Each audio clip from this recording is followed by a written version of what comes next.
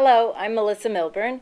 I'm here at the Future in Review Conference 2013 with one of our FiReStarter companies, Zinc Air, and joining me is Craig Wilkins. Craig is the president of the company, and he's here to tell us a little bit about what they're doing there. Great. Thank you for having me. We're glad you're here. So essentially, Zinc Air is developing grid-scale storage for larger scale applications like all the new smart grid opportunities that are out there, as well as integrating renewable resources like wind and solar.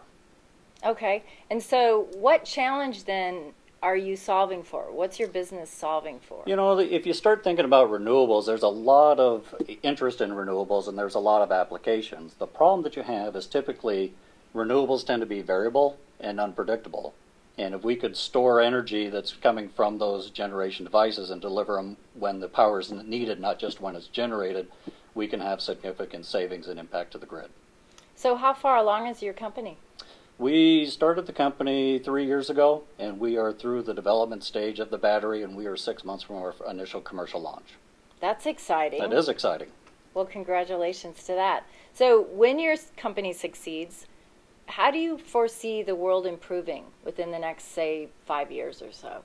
Well, storage is absolutely a game changer. A lot of people have indicated that it's the holy grail for all the smart grid applications.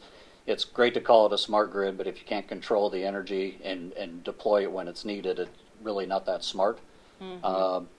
This is the game-changing technology that people have been looking for. So two different things that I see is we're going to make better use of our existing assets today and maybe not have to rely so much upon what we had called the traditional coal, natural gas fire plants, but, and be able to integrate more renewables. But the other side is, what I think is more important is the ability to bring power to the, essentially there's 1.6 billion people that don't have any access to power, add another billion people that don't have access to reliable power.